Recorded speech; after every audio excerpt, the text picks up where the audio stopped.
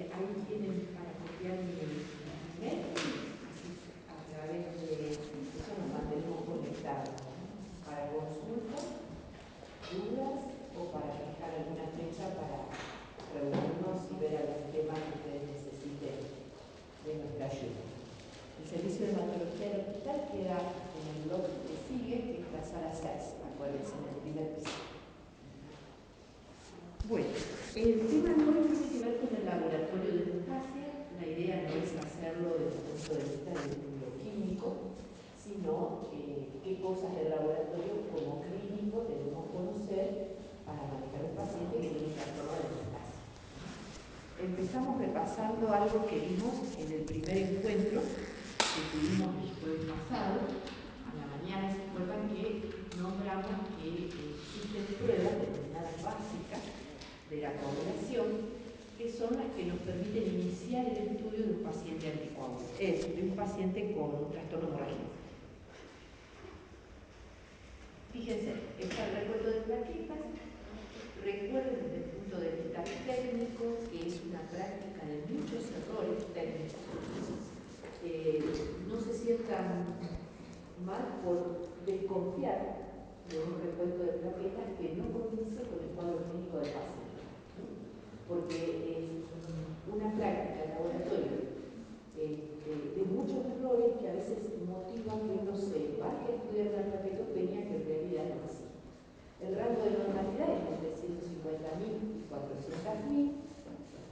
Ustedes pueden estar haciendo una extracción venosa muy dificultosa y ya las plaquetas se están agregando, entonces lo que llega al laboratorio no es confiable. Pueden estar colocando mal la relación entre la sangre que ponen en el tubo y la cantidad de anticoagulante que hay en el tubo para que esa muestra llegue correctamente al laboratorio y ya el recuento no refleja lo que el paciente impide o desee. O puede haber errores de calibración de los aparatos que hacen el contaje automático, hoy en día ya casi no se hace el contaje manual, que también, si no está bien calibrado, podemos cometer errores. O sea que no se sientan mal de desconfiar, les vuelvo a repetir, cuando la clínica y el laboratorio no se llevan bien. Existe también un fenómeno que se llama pseudotrombocitopenia por ECTA. No importa que no se acuerden el nombre ECTA, es el anticoagulante, la gotita de algo líquido que van a ver en el tubito que se vuelca la sangre para hacer un hemograma y un recuento de plaquetas. Este es un fenómeno in vitro que es frecuente causa de pseudotrombocitopenia. El contacto de la sangre con ese anticoagulante genera que las plaquetas se formen como grupitos agregados. Las plaquetas normalmente en un frotis, en el extendido de sangre periférica, se ven todas separaditas. Si esta sangre es tomada para hacer el extendido de un tubito con anticoagulante ECTA, un 2-3% de la población normal, vuelvo a repetir que no son pacientes, hacen este fenómeno, se aglutinan, entonces el contador cuenta un grupo como si fuera una plaqueta. Y eso genera valores erróneos del laboratorio. Cambiamos el método, ponemos otro anticoagulante y el fenómeno no ocurre. Esto es exclusivamente in vitro, no es in vivo. Tengan en cuenta toda esta situación: mala extracción de sangre, mala relación sangre-anticoagulante en el tubo, mal calibración de aparatos, este fenómeno que ocurre entre el 2 y el 3% de los individuos sanos, van sumando razones para desconfiar a veces de una trombocitopenia que no se condice con una clínica. Los 3 test que siguen allí, decíamos que evalúan la hemostasia secundaria, ¿se acuerdan que eso lo vimos el jueves pasado? También tiene errores técnicos, desde la extracción, la colocación en el tubo con anticoagulantes, en este caso es citrato, y la llevada al laboratorio con la calibración respectiva de los aparatos que se utilizan, los llamados coagulómetros automáticos. Esto es importante que ustedes lo recuerden, porque también puede haber tiempos prolongados y no tener el paciente clínica desangrado y ser error de laboratorio. En ese caso, ante la duda hay que repetir la muestra, o hay que ser sincero, diría yo, y cuando uno le cuesta mucho pulsar una vena, es preferible dejar esa vena, ir a otra, desechar el descartable que está usando, porque ahí adentro la glutácea ya se está activando, cuando uno se demora mucho en poner la sangre en el tubito de con anticoagulante. ¿Está? Esto ya lo vimos, dijimos que tiempo de protrombina o quick era lo mismo, que todos los valores TP, KPTT o tiempo de trombina se expresan en segundos. Dijimos que tiene que trabajarse con un testigo, es decir, con un normal, porque cada laboratorio usa un reactivo comercial diferente y la normalidad de mi laboratorio puede ser diferente al del laboratorio de acá. ¿Está? Y algo que habíamos dicho de recordar, es abandonar el periodo, la práctica del tiempo de salida y el tiempo de coagulación. Habíamos dicho que el tiempo de salida tiene muchos errores técnicos, ha caído en desuso, y el tiempo de coagulación tiene muchos más errores técnicos y ha caído realmente ya prácticamente no se utiliza. O sea que por eso no lo incluimos dentro de lo que serían los test básicos de coagulación. Estos... perdón. ¿Ve que es sensible? Una pregunta. Sí, dale. ¿Qué significa la tasa del 70-100%? Ah, bien. Eso yo el jueves algo había dicho. ¿Ves? Buenísimo que vos me dijiste para aclararlo. El tiempo de quick, dijimos, tiempo de protrombina es lo mismo. Y tasa de protrombina es el mismo test, pero expresado en porcentaje. Y yo les había dicho de que interpreten el valor exactamente al revés. Cuanto más segundos tenga un paciente de tiempo de protrombina, menos tasa va a tener. Es decir, si mi normal es hasta 15 segundos y la tasa entre un 70 y un 100%, un paciente que tenga un tiempo de protrombina de 30 segundos va a tener seguramente una tasa de 50 o menos. No es lineal tampoco, no se larguen a hacer especulaciones y poner, si el tiempo es el doble del normal, la tasa es la mitad de lo normal. No, porque la relación no es lineal, porque eso es un trabajo que se toma los bioquímicos en el laboratorio. Yo se los explico en forma sencilla, porque tampoco no es la idea de que se recuerden todas estas técnicas, pero agarran un plasma normal, lo van diluyendo con suero fisiológico y van haciendo tiempos de protrombina y construyen una curva. Entonces dice, si yo le agregué el 25% de fisiológico y el 75% de plasma, ¿cuánto me da protrombina? Y lo anotan. Y así en esas tablas con las hojas milimétricas van construyendo la curva. Si yo agrego el 50% de fisiológico y un 50% de plasma, ¿cuánto me da el tiempo de protrombina? Si yo le agrego 75%, hay valores en el medio más, de menor cantidad, ¿no es cierto?, de agregado de fisiológico. Y van construyendo la curva y después hacen el tiempo de protrombina, se fijan en la curva a qué tasa le correspondería y lo informan en porcentaje. Bien. Algunas de las pruebas que están aquí también han caído en desuso. Por ejemplo, el test del lazo que usaba mucho el clínico en el consultorio porque ponía el manguito del tensiómetro, se fijaba cuántas petequias aparecían en el antebrazo. Podría hablar de la hemostasia primaria. Si aparecen más de 6 petequias en el pliegue del codo, lo puedes tener el manguito 5 minutos. Pero realmente es una prueba que hoy ha sido reemplazada. La retracción del coágulo, lo mismo. Antes, yo se lo nombro porque es probable que si ustedes leen este tema de Farreras o algún otro libro de medicina interna, por ahí lo nombran y dicen dónde salió esto. Como se hacía el tiempo de coagulación, que eran los minutos que demoraba la sangre en coagular en un tubo, eso es nada más que el tiempo de coagulación, sostenido en calor para reproducir los 37 grados, ¿no es cierto?, que hay en el cuerpo. Si ese coágulo en el tubo lo dejábamos, luego se retraía de las paredes del tubo. Tiempo de retracción del coágulo. ¿Cuánto demoraba en retraerse? Eso está hablando de la calidad y cantidad de plaquetas para retraerse y de la calidad de la malla de fibrina. Es un test que evalúa toda la hemostasia. Por eso ha caído en desuso, porque es algo que a mí, si está alterado, me va a decir que le falla la hemostasia, pero no me apunta ni a qué día, si es intrínseca, la extrínseca, si es plaqueta, número, función. Está alterado por muchas cosas. Si a ese coágulo yo lo dejo y lo miro al día siguiente, está en estado líquido, porque se lisó. Vino la fibrinólisis y lo destruyó. lo que se llamaba lisis del coágulo. Pero fíjense, tengo que esperar 24 horas o más para saber si un paciente tiene la lisis normal o acelerada. Este test que viene a continuación sí hoy se utiliza y es de utilidad y es la lisis de euglobulina. El bioquímico ideó formas de que esto que era que coagule, que se retraiga y después se vuelva a estado líquido, todo este proceso que llevaba 24 horas, por algunos determinados agregados de sustancias en el tubo, se puede reproducir en menos tiempo. Por eso la lisis de euglobulina debe ser mayor de 120 minutos, pero ya no estamos hablando de que tengo que esperar un día para ver si se lo hizo bien o no. Entonces lo hace un test un poquito más práctico para evaluar fibrinolisis, para ver cómo está la vía fibrinolítica. Si yo tengo la fibrinolisis acelerada, se acorta, o sea, es patológico cuando es menos tiempo el que al coágulo le llegó lisarse.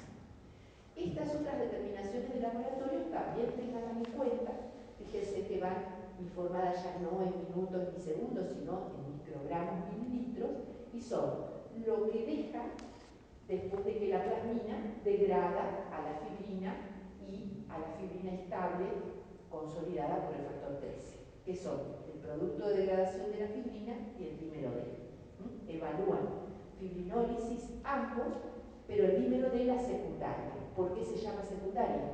Porque es una fibrinólisis que ocurre en forma acelerada, pero primero hubo una troposis.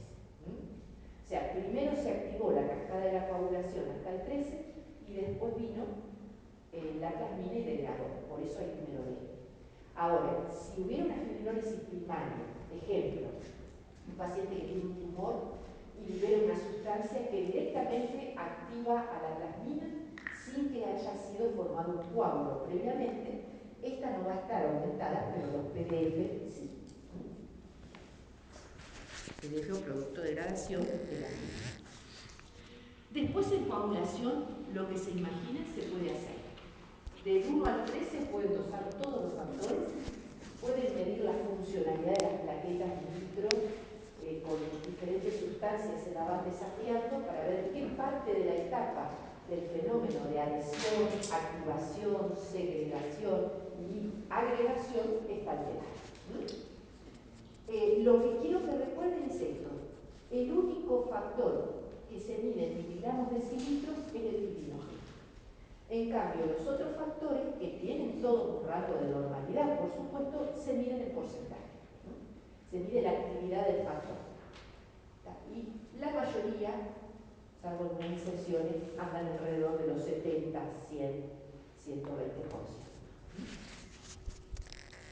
Algo importante que lo dijimos también el jueves de recordar es la vida media de los factores. A veces nos olvidamos y hacemos una reposición a un paciente que tiene un déficit, ignoramos su vida media y no sabemos cuánto tenemos que repetir esa reposición. Acuérdense que el factor 7 es el que más cortita vida media tiene, en 4 o 6 horas no está más. El 8 tiene una vida media alrededor de 12 horas, el 9 de 24, y ya los otros factores tienen una vida media que ya se va más de un día, incluso el 13 tiene una vida media de casi una semana. Y lo que les decía recién, que salvo el fibrinógeno que se expresa en miligramos decilitro, los otros lo van a ver en porcentaje. Y que siempre hay que recordar el nivel hemostático de los factores.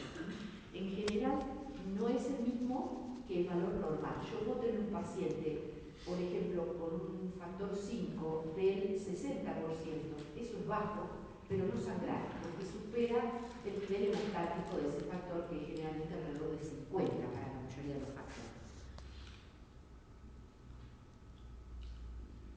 Otra cosita del laboratorio que les quería nombrar para que ya les quede este concepto para cuando vean tratamientos anticoagulantes es el RIT. Son las siglas de Razón Internacional Normalizada.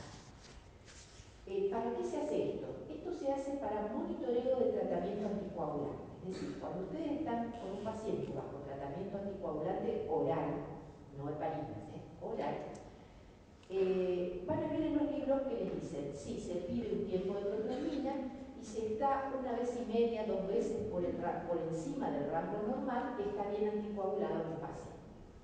Eso es una verdad a medias, porque esa 1,5, 2 veces el valor basal puede variar en función de la calidad de reactivo comercial que utilice el bioquímico. Y esto ustedes en el consultorio no lo saben ni tienen por qué saber. Y el paciente puede venir de una variabilidad de cantidad de laboratorios bioquímicos diferentes. Uno en el consultorio no pregunta dónde fue a hacérselo, dónde se lo reconoce su obra social y demás. Analiza un valor y de ese valor modifica una dosis de un anticoagulante oral. Y así se cometían muchos errores. Y así muchos pacientes se nos iban por hacer esas modificaciones, mirando el tiempo de protrombina e ignorando que los reactivos comerciales pueden dar diferentes valores de normalidad, cometíamos nosotros errores. Y hacíamos que el paciente estuviera en riesgo incluso de sangrar. Por eso se ideó este cálculo matemático, en donde uno hace el tiempo de protrombina del paciente sobre el tiempo de protrombina del testigo. El testigo dijimos que es el normal. Y todo eso lo elevamos a un índice de sensibilidad que viene impreso en la caja, en el kit comercial con el cual se realiza los reactivos con los cuales se utiliza para hacer este test. ¿Está?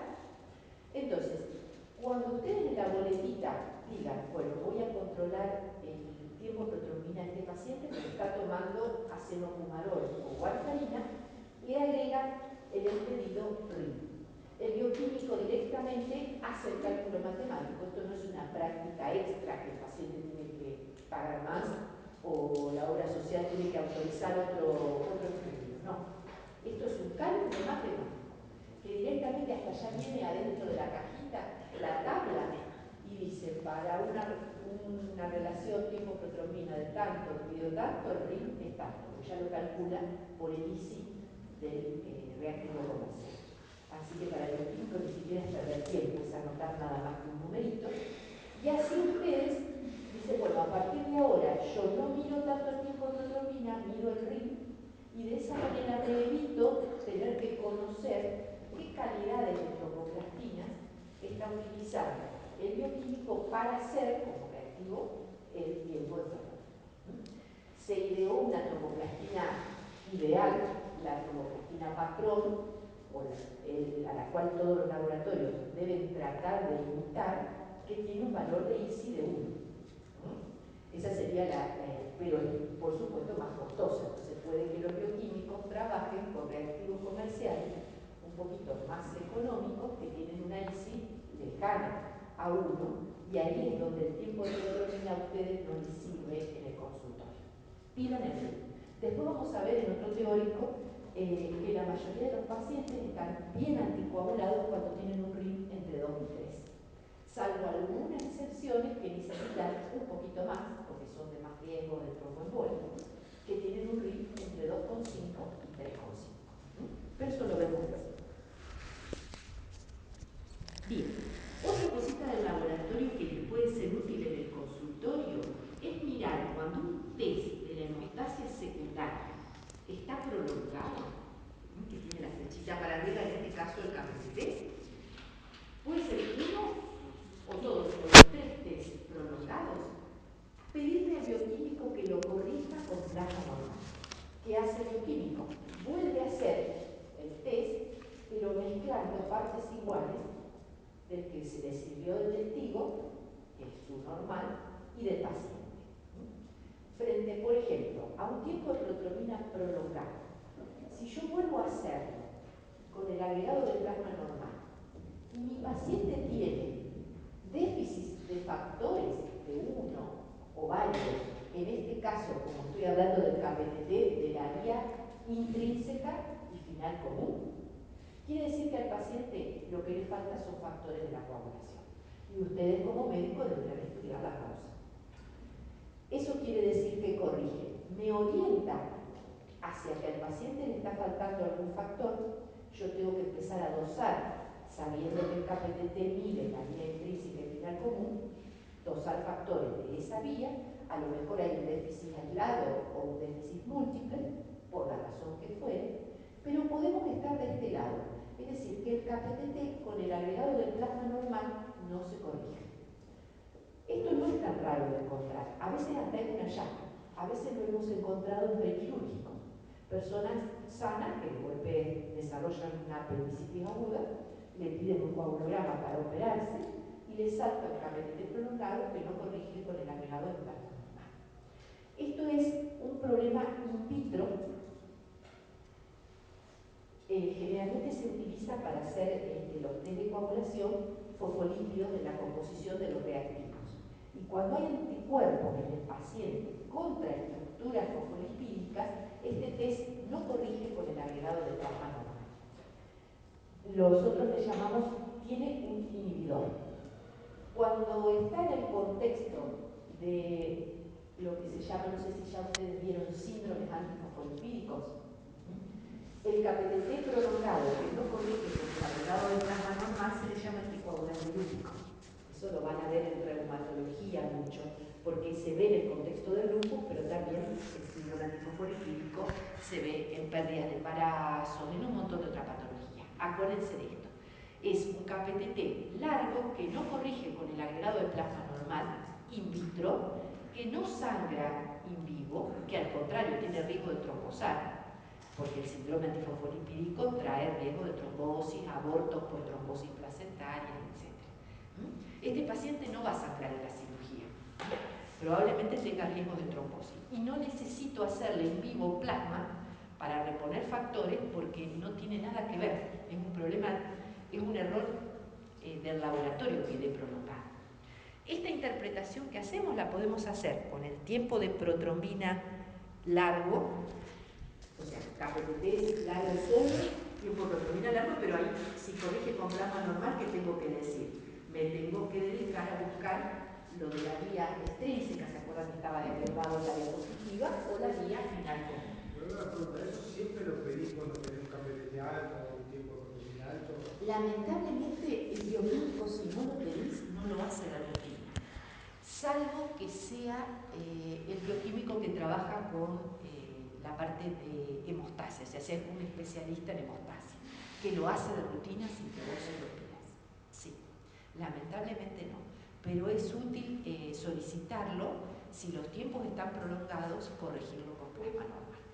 Sí. Porque a vos te sitúa rápidamente en dos patologías totalmente diferentes, una tiene riesgo de trombosis, otra de sangrado, y aparte te sirve como prueba terapéutica, porque vos decís, si in vitro ese tiempo de protrombina de 30 segundos con plasma normal se me fue a 15, in vivo pido plasma y va a dejar de sangrar o lo voy a poder operar sin ningún inconveniente. Una pregunta, ¿se puede pedir todo junto? Por ejemplo, pedir corrección con Yo a veces lo que le pido es un consejo práctico. Cuando trabajo aquí en el hospital, el laboratorio de hemostasia está aquí en sala 9, por eso señalo para allá, y son bioquímicos especializados en hemostasia. Ni le tenemos que pedir, pero afuera, cuando va el paciente al laboratorio que fuere, le agrego de corregir si dan prolongados con plasma. Y a veces puede ocurrir que estén los dos test prolongados, el protrombina y el KPTT. En ese caso, o hay un problema de la vía final común, o bien hay un inhibidor. Bien, y tengan en cuenta que si hasta ahora nos basamos en los test básicos, puede un 5 o un 10% de las patologías hemorragia quedarle fuera, o sea, tener una clínica de sangrado, pero no haberla detectado por los 4 test básicos, que son estas situaciones. Hay cantidad suficiente de criminógeno, pero funciona mal. Muchas veces los test de laboratorio de hemostasia secundaria no lo reflejan. O hay un déficit del factor 13. Ni aún haciendo los tiempos con método automatizado que mide, o sea, ve mejor la formación del coágulo, el aparato coágulo consolidado por el factor 13 o un coágulo debilucho que todavía no se estabilizó por el 13. O sea que el déficit de 13 no se sospecha. Cuando hacíamos los tipos de protrombinas manuales, que se hacían con un tubito en un baño térmico, que uno lo iba agitando hasta que se formaba el coágulo y en la otra mano tenía el cronómetro para apretar rápidamente, porque esto se mide en segundos, nos hacíamos el ojo y ya nos dábamos cuenta cuando un coágulo era friable. No tendrá un déficit de 13, pero el coagulómetro automático esto se lo pasa de largo. Y la mayoría de los laboratorios ya se están automatizando y dejan de hacer las cosas manuales. Las alteraciones de la fibrinólisis, yo mido con los test de la coagulación la formación del coágulo, pero si después se lisa, los test básicos me lo pasan de largo. Los desórdenes en calidad de plaquetas, lo mismo. Si están bajas en número, fantástico, pero antes cuando hacíamos retracción de coágulo, a veces nos dábamos cuenta, pero ahora que esa práctica cayó en desuso, puedo tener un coagulograma básico normal y un defecto de la funcionalidad de las plaquetas. Los desórdenes vasculares, que son lo mismo que el jueves, tienen que tener pruebas básicas de coagulación normales. Y los trastornos de la hemostasia local. Si yo tengo una hematuria porque el paciente tuvo cálculo renal o tuvo infección urinaria, ahí no hay un problema de hemostasia. Un problema local. Hay que tratar de cálculo, la hematuria puede ser por infección urinaria, habrá que dar antibiótico o un tumor renal. Si un paciente tiene sangra por el lecho quirúrgico y tiene un coagulograma básico normal, deberá reintervenirse. A lo mejor algo de la hemostasia local está fallando. Estas son eternas discusiones con los cirujanos, porque para ellos la hemostasia local está brillante, para nosotros los test básicos están hermosos, y bueno, está el paciente ahí sangrando por el tubo de drenaje y hay que reintervenirlo o no hay que reintervenirlo, y ahí estamos. Pero hay que reconocer que a veces son problemas locales que se solucionan con tratamientos locales. Bueno, vamos a empezar a analizar algunos casitos clínicos, básicamente para que ustedes se acostumbren a unir clínica y laboratorio, que esto no sea algo bioquímico, y que empiecen a mirar cómo se informan los test y en qué cosas deben empezar a pensar cuando ven test alterados. Bueno, este caso clínico es un varón que tiene 64 años, es hipertenso, es insuficiente renal crónico y se dializa. Vayan recordando estos datitos. Está urémico y hace tratamiento dialítico. Y consulta, fíjense en lo que dice aquí, gingivorragia, equimosis, epistaxis, sangrado cutáneo mucoso. Y fíjense en su coagulograma básico, que acá carece de tiempo de trombina porque hay algunos laboratorios que no lo realizan de rutina. Es una práctica para ellos más rara y la hacen a veces o directamente no la hacen. Fíjense, el recuento de plaquetas, 250.000, un protrombina de 15 para un testigo de 13, casi nada, un KPTT de 35 para un testigo que va entre 30 y 40, o sea, un coagulograma básico normal. Entonces, lo que dijimos recién, las pruebas básicas normales, con clínica de sangrado de la hemostasia primaria, porque hay sangrado cutáneo mucoso, nos deben hacer pensar en causas o en defectos de la funcionalidad de las plaquetas. ¿Y qué tiene este paciente a favor de tener un defecto de la funcionalidad de las plaquetas? El ambiente urémico y la diálisis. El pasaje por los circuitos extracorpóreos muchas veces torna a la plaqueta la degradura, altera su funcionalidad. Y la uremia también. Y los pacientes con insuficiencia renal muchas veces conviven con anemias crónicas. Y el hematocrito influye en la viscosidad de la sangre, repercute sobre cómo se posiciona en los vasos sanguíneos en las plaquetas, las separa muchas veces de lo que es la pared vascular y eso conlleva trastornos de la funcionalidad plaquetal. A menos que muchos pacientes con insuficiencia renal y en diálisis pueden estar tomando algún antiagregante, algún anticoagulante, o en la diálisis a veces hacen drogas anticoagulantes para que no tapen los filtros de la diálisis, que también pueden llegar a modificar la hemostasia si se quiere en algún lugar. Entonces recuerden que la uremia es causa de la anemia severa de defectos de la funcionalidad de las plaquetas. En el caso de este paciente, quizás con charlar un poquito con el nefrólogo, optimizar su diálisis y con recursos farmacológicos mejorar su anemia, eritropoyetina, hierro, que casi de rutina hoy en día se realiza en los dialíticos, pacientes que se dializan y que tienen anemia. Le hacen intradiálisis en hierro endovenoso y le hacen la eritropoyetina subcutánea. Entonces, quizás con eso, y si se puede suspender la heparina o alguna otra droga que altere la hemostasia, casi es suficiente.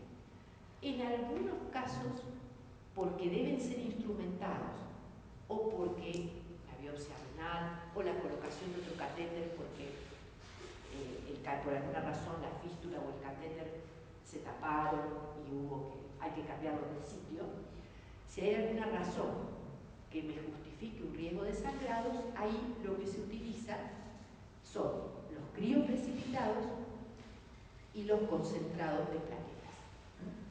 ¿Por qué hacemos crioprecipitados? Porque es rico en factor von Willebrand que interviene en la funcionalidad de las plaquetas, y el crioprecipitado, como dijimos el otro día, está rico también en fibrinógeno, que hace que las plaquetas se peguen entre sí. Es como que tengo plaquetas que funcionan mal, pero yo les doy un cemento para que se peguen bien. La misma fisiopatología tendría el uso de la desmofresina, exprimir a las células endoteliales para que liberen factor de von Willebrand. Y si no, pasar plaquetas que estén sanas, funcionan. Este paciente no necesita elevar el número, pero necesita que de afuera a veces reciba plaquetas que no tengan esa alteración. Estas medidas en el paciente nuestro del caso clínico no son necesarias. Serían necesarias si tuviera un sangrado de riesgo de vida o una instrumentación con riesgo de sangrado. ¿Está? Bien. Entonces, este caso fue para recordar los defectos adquiridos de la funcionalidad de las plaquetas. Vamos a ver este otro, que es un señor con una fibrilación auricular, una aurícula izquierda dilatada, que hizo un evento isquémico transitorio, una IT, y que está por eso medicado con amiodarona, por su arritmia, y con warfarina para prevenir eventos embólicos futuros. Ustedes saben que la fibrilación auricular, con aurícula dilatada, sobre todo por encima de 60 años, es de riesgo embólico. Este paciente ya tuvo un evento por suerte transitorio. Con la anticoagulación estamos evitando un evento mayor. Fíjense que el último ring era 2,6 y estos pacientes tienen que estar entre 2 y 3. O sea, estaba perfecto. Pero por una razón infectológica, si se quiere, por la aparición de hongos, empezó a tomar una droga nueva, el fluconazol. Fíjense, viene a la guardia, ustedes están justo de guardia ese día, y dice, estoy orinando con sangre. A veces hasta incluso uno duda, quiere mirar a ver si es sangre, porque el paciente puede confundir coluria o hemoglobinuria con hematuria, hasta incluso a veces se pide sedimento urinario si hay dudas, que en este caso es campo cubierto de hematíes, pero es una hematuria silenciosa, sin fiebre, sin sintomatología urinaria, sin dolor. Y el médico de guardia le pide este laboratorio, fíjense, 45 de tiempo de protropina para un testigo de 13. Está anticoagulado. El RIN, 5. Se fue de rango. El KPTT, cuando uno se va de rango de anticoagulación, a pesar de que no es el test que uno pide para valorar el tratamiento anticoagulante, acuérdense que cuando el paciente se va de rango, se modifica un poquito también. Porque hay algunos del lado de la vía intrínseca que también son K-dependientes. O de la final común. Las plaquetas normales, y confirma el médico que este paciente tiene una hematuria. Bien. ¿Tiene indicación de anticoagulación? Sí. La estaba tomando, se controlaba, de hecho estaba bien anticoagulado. El monitoreo, dijimos, se hace con el ritmo. Y eso es lo que hay que recordar. Cuando un paciente anticoagulado de golpe se va de rango, siempre hay que sentarse a preguntar qué pasó de diferente a cuando tenía 2,3. La mayoría de las veces encontramos la causa. Si el paciente es sincero, porque a veces pasa que oculta que se olvidaron alguna dosis, viene con un RIM de 1, yo no sé qué pasó, ¿por qué estás en un rango subterapéutico? A veces confiesan que sí, que por ahí se olvidan de tomar la medicación, otras veces ni se acuerdan que se olvidaron. ¿Está? Pero lo que debemos de este caso tomar son la cantidad de medicaciones que potencian y que inhiben el efecto anticoagulante. Eso es importante que ustedes vayan a leerlo y aunque lo lean y lo repasen, siempre hay alguna droga que va a aparecer nueva y que algo le va a hacer al tratamiento anticoagulante. Y no piensen que ustedes no van a dar toda la lista de medicamentos que potencian o inhiben el efecto de los anticoagulantes, porque eso es imposible a lo largo de la vida. Un paciente anticoagulado a veces necesita años anticoagulados. Una FA con aurícula dilatada está anticoagulada de por vida. Y no va a ser que ustedes nunca le van a necesitar dar un antibiótico, nunca van a necesitar darle otro antiarrítmico, un diurético, un anticonvulsivante, un antihistamínico, un antimicótico, como este caso. Siempre a lo largo de la vida a ese paciente le van a ir pasando cosas. Imposible acordarse de memoria. Uno con el tiempo y con los años, los más frecuentes se los va a acordar. Uno por ahí sabe que la miodarona, por ejemplo, inhibe el efecto, pero una vez que el cardiólogo dio a miodarona, uno adapta la dosis, a lo mejor tiene que aumentar un poquito la warfarina para que entre nuevamente en rango. Lo importante es que el paciente avise que va a empezar a tomar algo nuevo. El fluconazol es una droga que potencia y mucho. Entonces, y la otra cosa para rescatar de este caso clínico es que si yo pienso que el fluconazol y la warfarina son los responsables de todo, digo, ¿por qué si él se fue de rango sangra por un solo lugar? Debería tener sangrado fácil en las encías, epistaxis y demás. Entonces, a veces yo justamente lo puse a propósito porque a veces pasa que en nuestro facilismo de querer justificar todo por una razón, ¿y cómo no vas a sangrar por la orina si estás tomando anticoagulante? Ojo, que a lo mejor hay otra patología dando vuelta que se puso de manifiesto por el anticoagulante. Es decir, yo puedo tener una linda úlcera gástrica, hago una hematemesis y el anticoagulante a esa hematemesis me la hace masiva, pero tengo una úlcera gástrica, además de estar anticoagulante. Y aquí lo mismo, ojo que no se nos pase de largo, tenemos justo internado un hemofílico, no es el caso este, pero parecido, que tiene reiterados episodios de hematuria, y cómo no vas a tener hematuria si sos hemofílico. Y tiene un tumor renal que debe ser ahora intervenido quirúrgicamente. O sea, no dejen de pensar en lo local, por más que haya algo que está alterando la hemostasis. ¿Está? Entonces, para el caso de este paciente, deberíamos haber hecho medicina preventiva cuando le dimos el fluconazol, avisar que estaba tomando warfarina y ver qué pasaba en esa mezcla. A lo mejor con bajarle un poquito la dosis de warfarina ya está.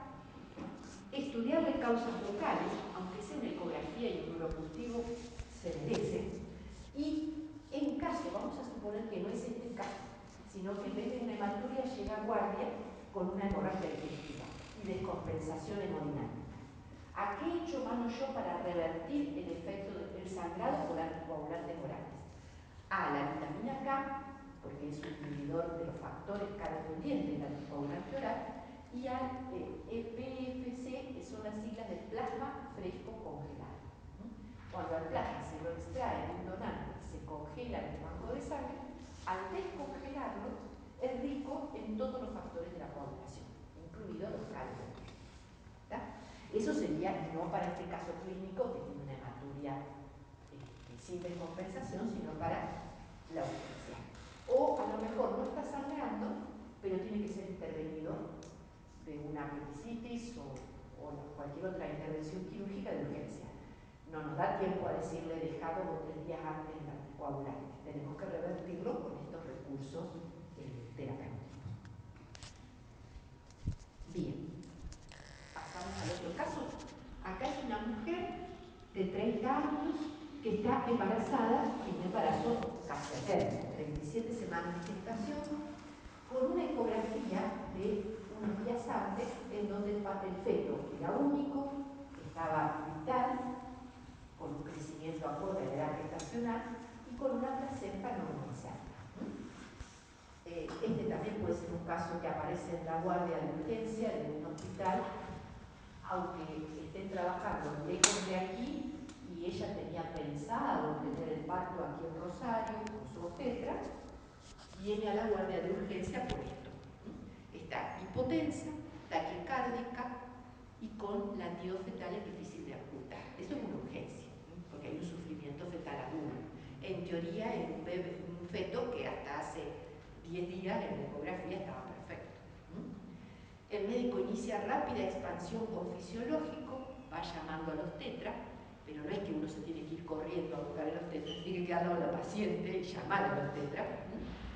Y saca sangre para un laboratorio. La enfermera comenta cómo sangra del lugar donde le hice la punción.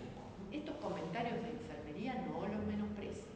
Cómo sangró cuando le puse la sonda vesical, cómo sangró de la vena cuando le hice la punción para extracción del laboratorio. Por si no vieron obstetricia, las hemorragias del tercer trimestre en general tienen que ver o por desprendimiento de placenta no inserta o por placenta previa, que esta no es una mujer con una placenta previa, ya sabemos que tiene una ecografía, lo sabría ya, digamos, si es un embarazo controlado. Ojo que a veces el primer control del embarazo es el parto. En nuestros medios eso se ve. Bien, este es el laboratorio. Lo puse la parte, digamos, básica, porque están lejos de un lugar en donde solo, un lugar, digamos, de laboratorio especializado, entonces solo pueden pedir lo básico. Y fíjense que lo básico está todo mal. Tiene anemia, tiene un protrombina largo, un KPTT largo, un trombina largo y un recuento plaquetario de 70.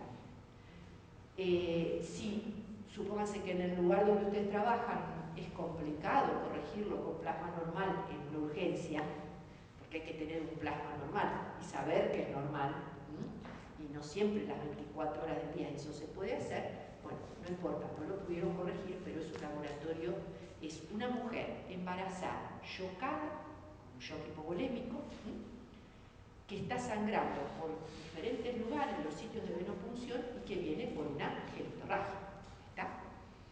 Esto es una urgencia médica. Si fuera un lugar, yo les anoto que en este caso se pudo hacer un laboratorio de hemostasia completo, en donde se puede hacer, fíjense, fibrinógeno bajo, 5, 7, 10, bajísimo, se consumió todos los factores. La lisis se acortó, los PDFs se prolongaron y se ve que la coagulación se activó toda hasta el 13 porque hasta el dímero D está alto. O sea, esto es un ejemplo de consumo de factores con fibrinólisis secundaria al posterior consumo.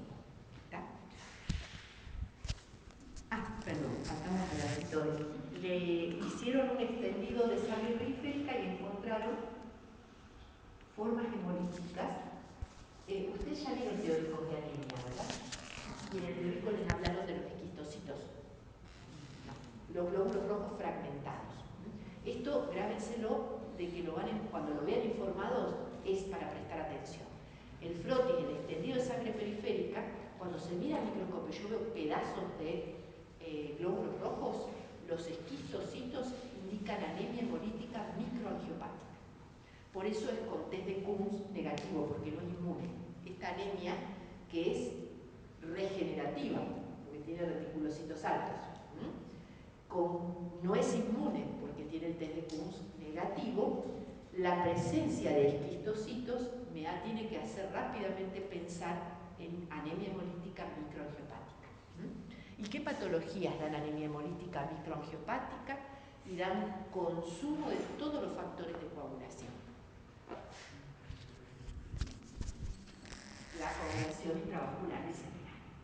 Tengo el factor desencadenante, desprendimiento de placenta no muy cerca, la paciente con sangrados que está chocando, y tengo el coagulograma básico o el especializado, si puede, que me está apoyando el diagnóstico. ¿Está? Hay consumo de factores, hay consumo de plaquetas. Por más que la médula intente regenerar plaquetas, por más que el hígado sea sano e intente aumentar la síntesis de factores, se ve que hay algo que esos factores y a esas plaquetas la está consumiendo.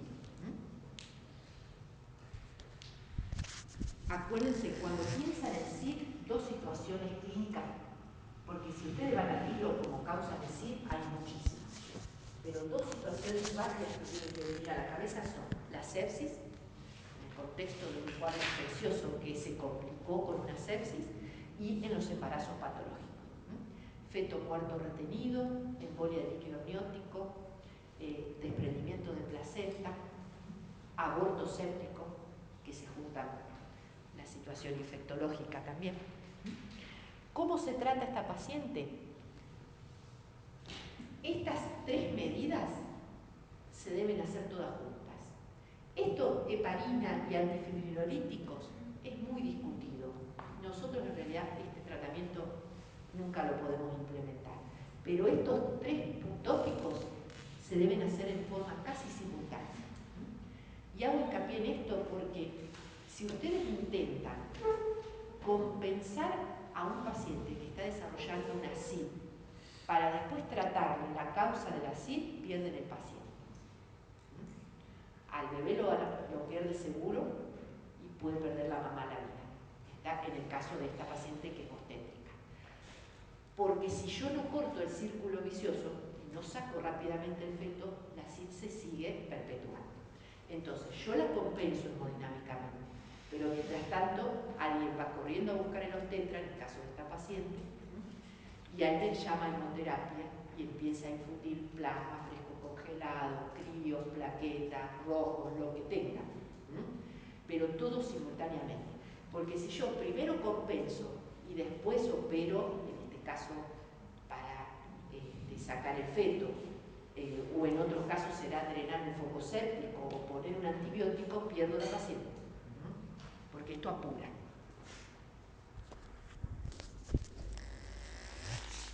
¿Está? Más o menos pudimos repasar algo de sí que nos había quedado el teórico de Cohen por el hecho de que no pertenece a la atención primaria de la salud, pero a una guardia quizás vamos a estar.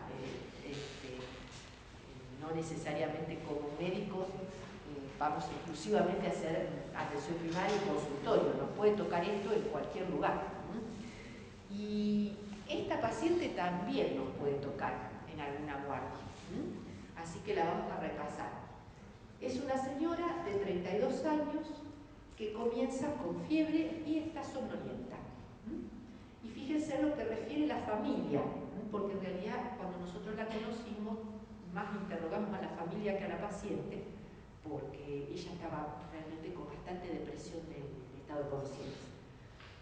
Decía que 48 horas antes había tenido cefaleas, hormigueos en miembros inferiores y que le habían salido unas manchitas rojas en el cuerpo, que eran petequias, y le había sangrado las encías. Una cosa que no tiene nada que ver con la hematología, pero que como médicos siempre debemos pensar, los cuadros hemorragíparos febriles en Argentina son fiebre hemorrágica, leptospirosis, hantavirus, hasta que se demuestre lo contrario. O sea, habrá cosas del laboratorio que apoyan el diagnóstico, otros, pero las febriles hemorrágicas siempre en una guardia están presentes. En este caso, que somos hematólogos, nos llaman a nosotros, ¿no es cierto?, para eso.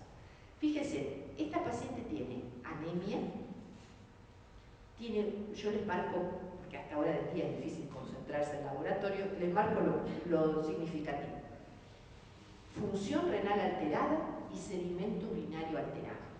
Entonces vamos uniendo una mujer que hasta hace 48 horas estaba bien, que viene con síntomas neurológicos, que tiene petequias, o sea, tiene sangrado cutáneo mucoso, petequia y gingivorragia, y que tiene en el laboratorio anemia y función renal alterada. Este es el coagulograma, que es lo que nosotros hoy vamos a analizar. Fíjense, plaquetopenia severa con hemostasia secundaria, que ¿cómo está? No, ¿eh? O sea que esto es un defecto de la hemostasia primaria, por eso es que tiene los sangrados cutáneos mucosos. Pero ese defecto de la hemostasia primaria está en un contexto de manifestaciones neurológicas que tiene esta paciente.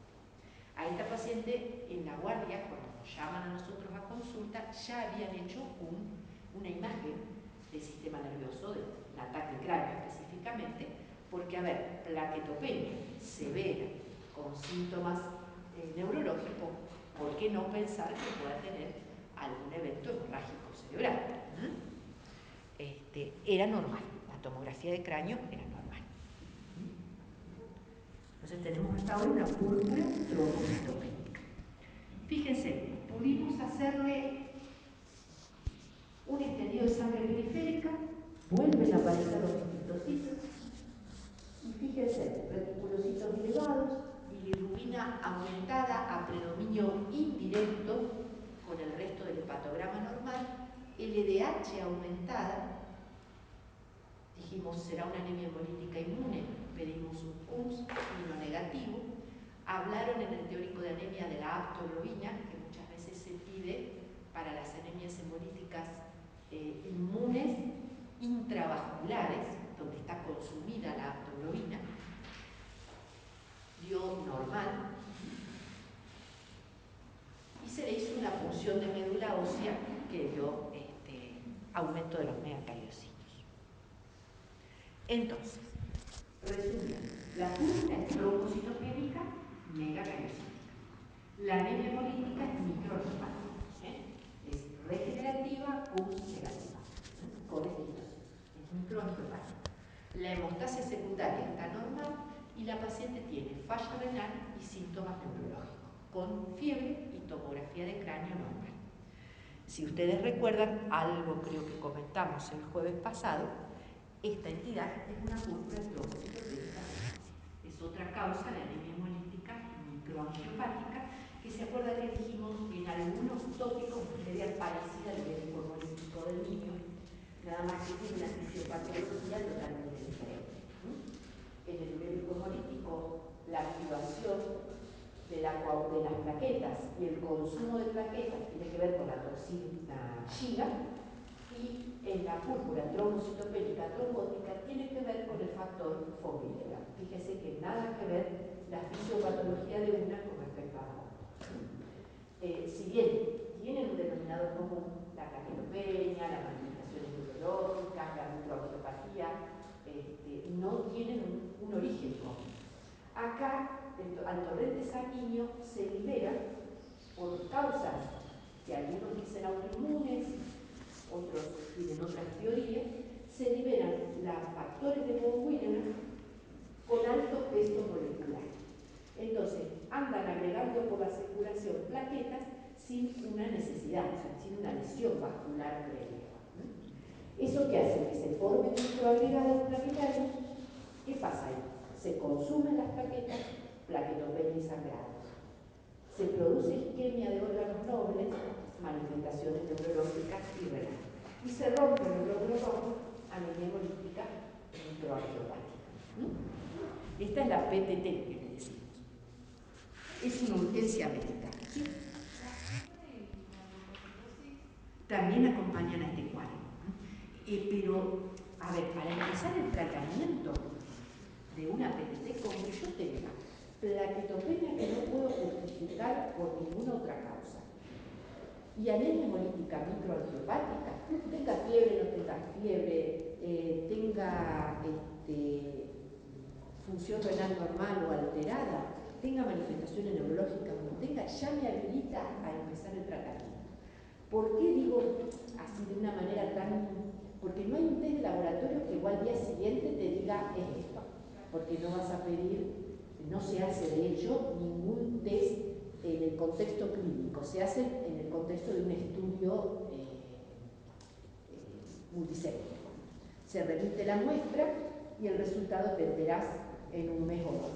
Se te murió la página. Porque son pruebas de las que se están tratando de ensayar, son pruebas de laboratorio que midan determinadas enzimas, les nombro una, la ADAMS 13, que son tenazas, o sea, que cortan los multímeros y que esas deben estar fallando, por lo cual salen grandotas las moléculas del fosfilibra en la circulación. Esas prácticas se están haciendo y están dando muy buenos resultados. O sea, se está apoyando con ese test el diagnóstico. Pero hoy, digamos, 2015, se hace en el contexto de estudios multicéntricos. Vos mandás la muestra del sospechoso, vos, ignorando la muestra, sin ser sospecha clínica, empezás el tratamiento y después te enterás el resultado de un mes que no te sirve para la práctica clínica cotidiana. Vos cuando sospechás una púrpura trombocitopénica trombótica, si no podés tratarla en tu lugar, la dejas. Pero el tratamiento precoz le baja la mortalidad, que es de un 80% sin tratamiento a un 20%. O sea, estos pacientes, cuando no existía el recambio plasmático a través de la plasmaféresis, se morían en un 80%. Hoy en día, si uno piensa en ella, en una guardia, y rápidamente trata que llegue esa paciente al lugar donde le puedan ofrecer recambio plasmático, la sobrevida aumenta a un 80%. O sea, la mortalidad baja a un 20%. El recambio plasmático siempre va acompañado de la reposición con plasma normal. Si ustedes piensan en la fisiopatología, no sería descabellado pensar que si yo saco del plasma los multímeros grandes, que son los dañinos, y con plasma fresco pongo multímeros normales y encima pongo la tenaza esta, la ADAMS 13, la enzima, el problema se corta, digamos, el círculo vicioso. Ya no se consumen las plaquetas, ya no hay plaquetopenia y ya no hay microagregados que obstruyen la circulación del cerebro o del riñón. ¿A qué edad se presenta? Generalmente es más frecuente en sexo femenino y es más frecuente en edades jóvenes. Hay una causa desencadenante que es el embarazo, también. Hay fármacos, la hemos visto en el contexto de inmunosupresores, por ejemplo, pacientes con trasplante renal que hacen tacrolimus, que es un inmunosupresor, parecido a la ciclosporina, están prescritas y hay pacientes que tienen cero antecedentes, que no están embarazadas, son generalmente adultos jóvenes. No están embarazadas, no están tomando ninguna medicación y hacen esta enfermedad. Y hay algunos, fíjate que yo puse inmunosupresión porque hay algunos que están especulando, también dentro del contexto de trabajo científico, de que podría haber anticuerpos contra esta enzima que la inactiven y de golpe se quedó sin la tenaza con la cual cortar los multímeros. Por eso también se asocia a mujeres jóvenes, porque todo ese contexto de autoinmunidad se ve más en las mujeres jóvenes. ¿Y aumenta la frecuencia si hay alguna otra autoinmune concomitante? No. Lo que sí se ha visto que con el tiempo hay mayor incidencia de que desarrollen enfermedades autoinmunes. Pero nunca vemos una paciente que ya tiene un lupus, suponete, la más frecuente de las autoinmunes, que haga esta enfermedad. Pero sí, seguidos en el tiempo, hay un trabajo muy grande que se hizo en Oklahoma. Es un registro internacional que recepcionan la muestra que uno les manda y es un trabajo muy interesante porque esta patología es difícil de reunir a lo mejor 1000 pacientes para sacar una conclusión estadística. Ellos lo han seguido en el tiempo y han visto mayor incidencia de enfermedades autoinmunes con los años. Y la transfusión de plaqueta está puesta con signo de pregunta por el hecho de que si no es necesario no transfundan plaquetas. Si no tiene un sangrado a riesgo de vida, porque estoy dándole más plaquetas para que se formen más agregados. Pero si es necesario, se hace. De hecho, a lo mejor para colocar el catéter, para hacer la plasmaféresis, necesito instrumentar, necesito transfundir plaquetas. Bueno, vamos a ver entonces este otro caso, que fíjense que desde el punto de vista del laboratorio hasta casi idéntico al anterior, pero se da en un contexto más tranquilo, más extendido, en el contexto a veces del consultorio clínico. Es una mujer de 52 años que va a la consulta porque hace una semana que le salen manchitas rojas puntiformes en el tobillo y después dice: me llené de petequias, me llené de manchitas rojas, dice la paciente. Me empezaron algunas en los tobillos y después me aparecieron en la panza, en los antebrazos y demás. Y uno la mira y realmente en el examen físico constata las petequias, las tiene también en el paladar, a pesar de que ella no se había dado cuenta, por eso siempre es bueno mirar las mucosas. Y el resto del examen físico es normal y uno ve a la paciente muy bien desde el punto de vista general. No es esta otra señora que llega a la guardia somnolienta, con el deterioro de la función renal y demás. Un antecedente que rescatamos, que puede tener que ver o no con el caso clínico que estamos discutiendo, es que toma nitrofurantoína en forma crónica como profilaxis de infecciones urinarias a repetición. Y nada más. Una mujer que salvo eso sana. Fíjense que tiene test de la hemostasia secundaria también normal, muy normales, con plaquetopenia y con valores parecidos al anterior. Pero esta está sentadita en el consultorio hablando, lúcida, no hay nada que nos hace pensar que está su salud gravemente comprometida.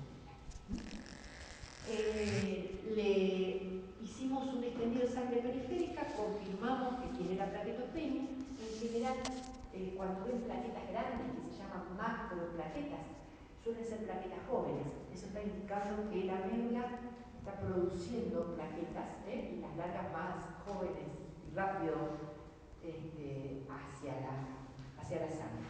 Y mirar el flotis ayuda, ¿por qué? Porque no es lo mismo encontrar plaquetopenia con blastos en sangre periférica, que me puedan estar indicando una infiltración de la médula por una leucemia aguda, o encontrar cambios megalolásticos junto con la plaquetopenia, que encontrar las otras series totalmente normales como en esta mujer. Le hacemos la biopsia de médula, nos viene rica en megacardiocitos, le pedimos anticuerpos antiplaquetarios y vienen positivos. Nosotros habíamos dicho el jueves que lo inmunológico no necesariamente descansa en este periodo, porque a veces pueden venir negativos y la enfermedad ser inmune igual, por errores a veces en la detección cuando hay pocas plaquetas. También dijimos que cuando uno está frente a una púrpura trombocitopénica inmune, debe tratar de recordar por lo menos las causas que más frecuentemente pueden desencadenar. Las infecciones virales, HIV, muchos púrpuras trombocitopénicas fueron el debut o se enteraron los pacientes que eran HIV a través de la púrpura, como primera manifestación del SIDA. Los virus de la hepatitis, el Helicobacter pylori, muchas veces por mecanismo autoinmune, y eso en la población general, a veces no es el momento a lo mejor de buscarlo con una endoscopía y biopsia, porque está plaquetopénica, pero se puede pedir la serología, ¿no? para el Helicobacter, por una extracción de sangre me refiero. Recuerden las enfermedades autoinmunes como segunda causa, lo viral, lo autoinmune, lupus, artritis reumatoide y algunas otras. Y a veces el screening de alguna neoplasia que pueda estar desencadenando un fenómeno de autoinmunidad. Sobre todo tumores del tubo digestivo, tumores ginecológicos y hematológicos también. Entonces, de acuerdo al grupo etario, como dijimos los otros días, a lo mejor esta señora debería hacer un examen ginecológico.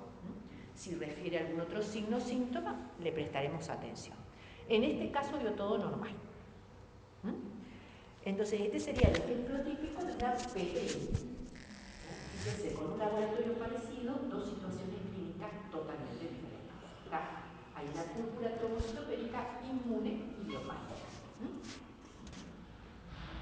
Ojo que a veces las idiopáticas uno las sigue con los años y terminan transformándose en otra cosa. Me ha tocado pacientes que por años, laboratorio inmunológico normal, y un día tienen artralgias, le pedimos nuevo inmunológico, salta un FAP positivo, a veces con los años la PTI es como que precede el resto del cuadro de lupus florida. Bien, empezamos con corticoides a 1 miligramo kilo, le dimos ácido fólico. Siempre que usted tenga patologías de mucha destrucción periférica, agreguen ácido fólico. Anemia hemolítica, púrpuras por destrucción, porque tenemos poco depósito de fólico, no sabemos cómo viene ese paciente en cuanto al consumo de fólico para mantener ese poquito depósito hepático que tenemos, y estas situaciones de hiperconsumo por ahí agregan una megaloblástica arriba de la hemolítica o arriba de la PTI. Nos ha pasado. Entonces, siempre que hay consumo de plaquetas o hay destrucción de rojos, agreguen el fólico. Y otra cosa importante que no está escrita ahí, pero hicimos, siempre que puedan, saquen todos los fármacos que el paciente está tomando. En este caso, la nitrofurantoína, porque no la tome unos días para hacer prueba terapéutica, no pasa nada. Nos ha tocado diabéticas que han estado tomando hipoglucemiantes, las hemos pasado insulina, ¿no? O a lo mejor hemos suspendido con supervisión de un cardiólogo o algún antiarrítmico, ¿no? Porque a veces hay que ir a mirar los efectos indeseables de las drogas que los pacientes están tomando, porque está la plaquetopenia inmune como causa y no la tenemos en la cabeza. Entonces, ante la duda, sacamos todo lo que se puede sacar, ¿no? Que no es de riesgo de vida. Y para recordar, si el paciente, no es el caso de esta señora que estuvo perfectamente bien, de hecho pudimos bajar el corticoide, la enfermedad no recayó, pudimos suspender el corticoide y sigue en remisión, pero siempre mirándola de cerca, porque acuérdense que la PTI en el adulto es en brotes y en algún momento de la vida puede hacer un segundo brote. Esto es para recordar que los pacientes que no responden o que cuando uno le baja la dosis recaen, debemos pensar o en esplenectomía o en algún otro inmunosupresor. Y aquí lo mismo que en la PPT, cuando transfundo plaquetas, porque también si yo agrego antígenos de afuera, más complejo inmune se forma, más destrucción de plaquetas hay. Se transfunden en la misma situación.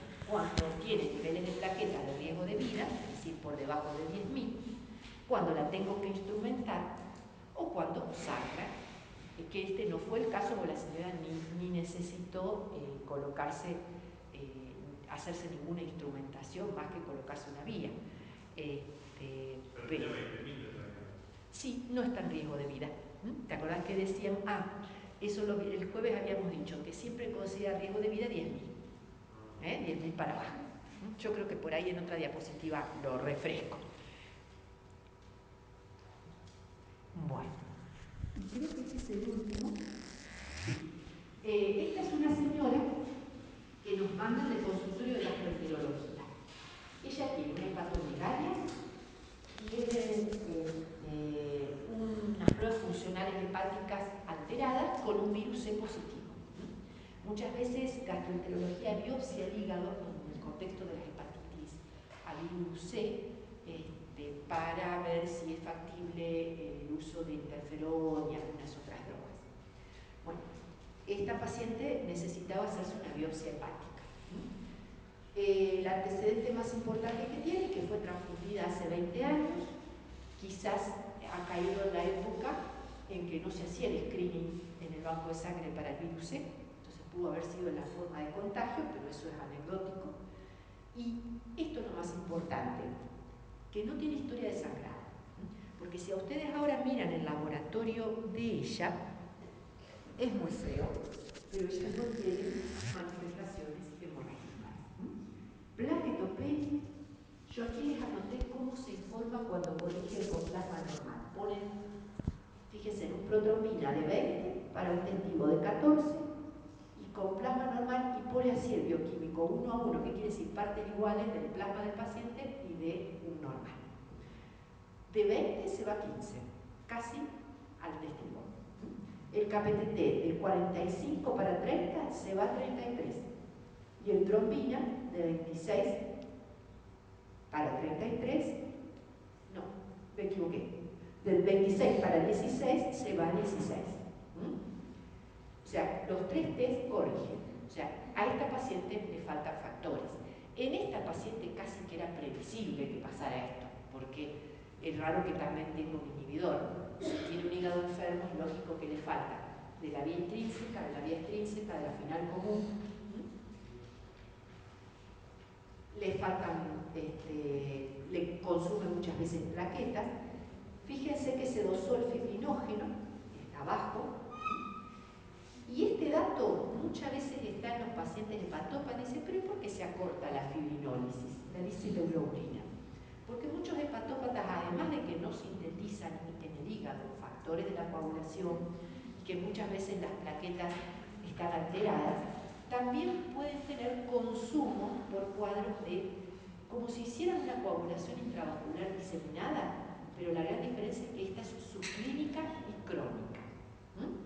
Ahora ustedes me dicen, ¿por qué este laboratorio tan desastroso no se condice con una clínica de sangrados? Esto le va a pasar muy frecuentemente en los hepatópatas. Si yo le pidiera a esta paciente otras cosas de la coagulación que se sintetizan en el hígado, pero que no nos exponen a riesgo de sangrado, sino de trombosis, también estarían bajas. Por ejemplo, si yo le pido un dosaje de antitrombina 3, de proteína S, proteína C, que nos protegen de la trombosis, también estarían bajas. O sea, la conclusión que ustedes deben sacar del hepatópata es que la balancita del equilibrio, ¿se acuerda que el jueves la habíamos puesto entre coagulación y fibrinólisis? Ellos la siguen teniendo en equilibrio, pero por acá abajo. Todo bajo, lo que facilita la coagulación y lo que evita la coagulación me hace tener de nuevo un equilibrio más bajito de lo normal. Entonces a veces como uno mirando el laboratorio de hemostasia mira solo la parte que potencia la coagulación, no la que la inhibe, cree que siempre un paciente hepatópata con este laboratorio va a andar sangrando continuamente. Y no es así. Ahora, esta paciente tiene una situación que va a vivir pronto, que es la biopsia hepática. Ese equilibrio con las dos balancitas, si esto es la normalidad, yo tengo que estar en equilibrio acá, ella está en equilibrio acá abajo. Pero la instrumentación, la aguja que le va a dejar un agujerito ahí en el hígado, al equilibrio me lo va a romper seguro. Cuando quiere ir a formar el coágulo, no tiene con qué, porque no tiene factores, no tiene plaquetas y no tiene hígado para responder aumentando la producción. Entonces, en este caso, sí yo la voy a tratar.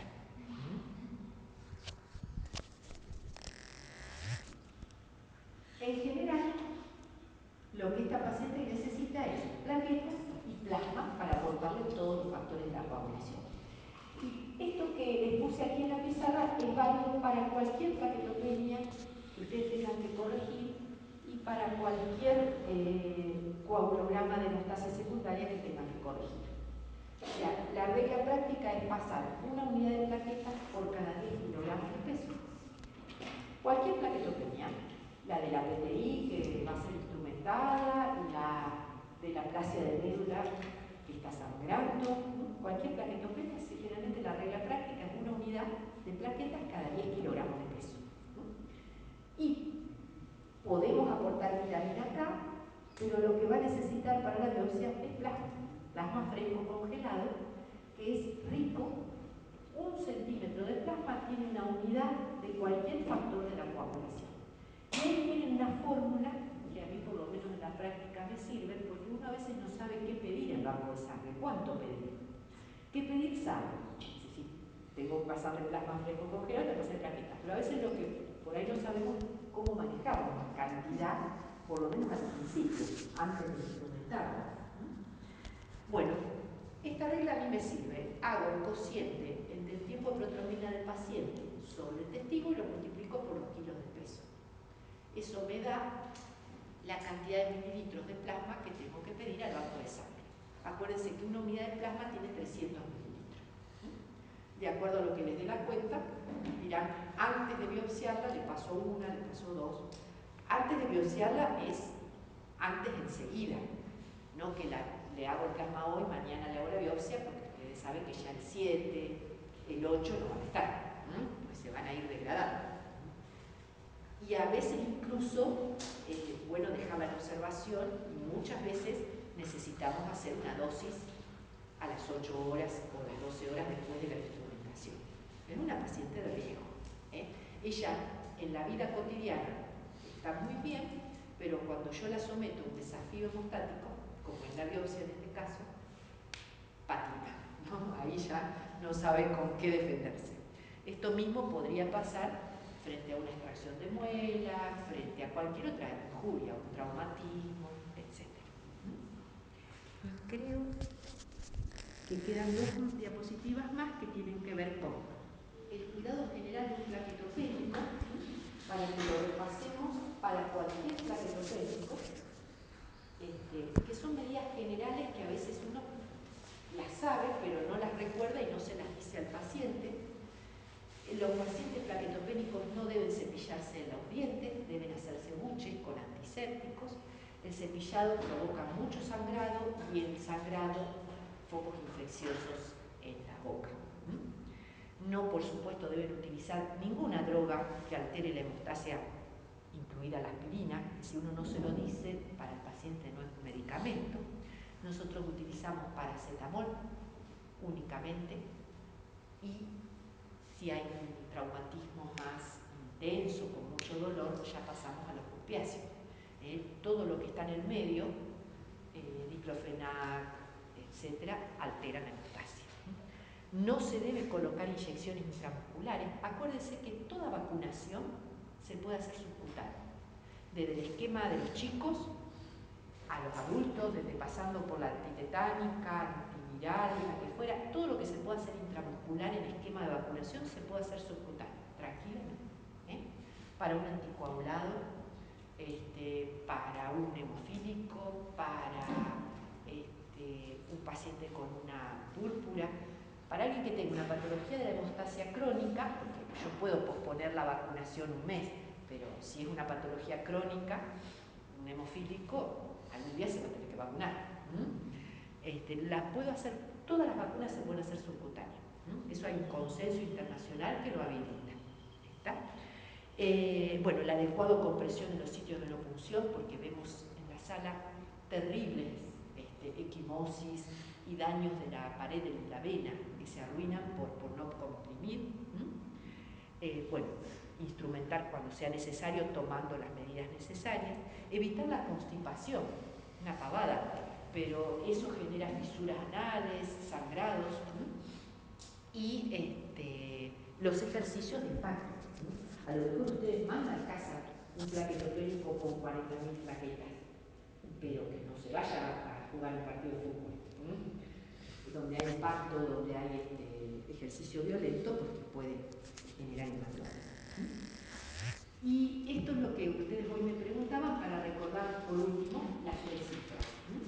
Es muy raro que alguien sangre por plaquetopenia si tiene más de 50.000 plaquetas, a pesar de que el rango de normalidad está ampliamente por debajo, ¿no? Generalmente para que se golpee y sangre tiene que tener menos de 50.000. Si tiene solamente plaquetopenia, ahora sí tiene la hemostasia secundaria alterada, si además tiene defectos de la función plaquetaria, ahí ya la regla se rompe. Por debajo de 30.000 aparecen los sangrados espontáneos, pero no graves, y por debajo de 10.000 es una urgencia, necesita internación ese paciente, y tomar los recaudos diagnósticos de la razón por qué tiene la plaquetopenia y el recaudo terapéutico transfusional hasta que hagan efecto los otros tratamientos, ¿cierto? Creo que no hay más ninguna. Esta. Bueno, aquí hemos terminado lo de la oración.